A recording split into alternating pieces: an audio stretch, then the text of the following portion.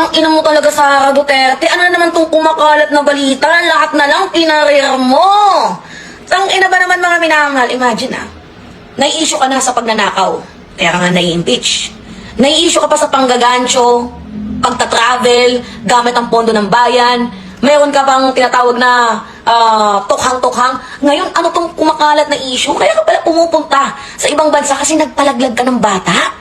Uy, ang tanong ko, sino yung kabembangan mo kung totoo man tong putang inang balitang kumakalat na to? And totoo nga naman yung sinasabi, 'di ba? Na katawan mo, ipiliin mo kung ano yung gusto mo.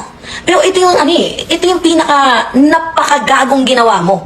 Ginawa mo yan. Oo. Sinarapan ninyo yung mga gabi ng lagim. Tapos nung may nabuo na, anong kasalanan ng sanggol para ipa-abort mo? Tingnan nyo naman yan, oh. Kung totoo man. Kung totoo. Kaya ka mayat-mayat pumupunta ng ibang bansa kasi nagpalaglag ka. Ito, gusto namin tong malaman. Totoo ba tong kumakalat na balitang to? Kasi ako, ayaw manira. Hindi ka naman sumasagot sa impeachment.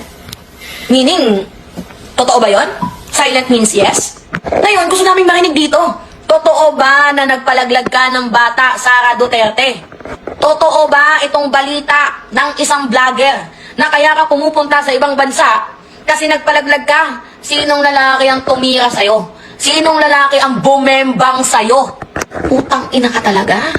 Kinakahiya ka naming mga babae, nakakasuka ka. Mas malala ka pa sa pok-pok.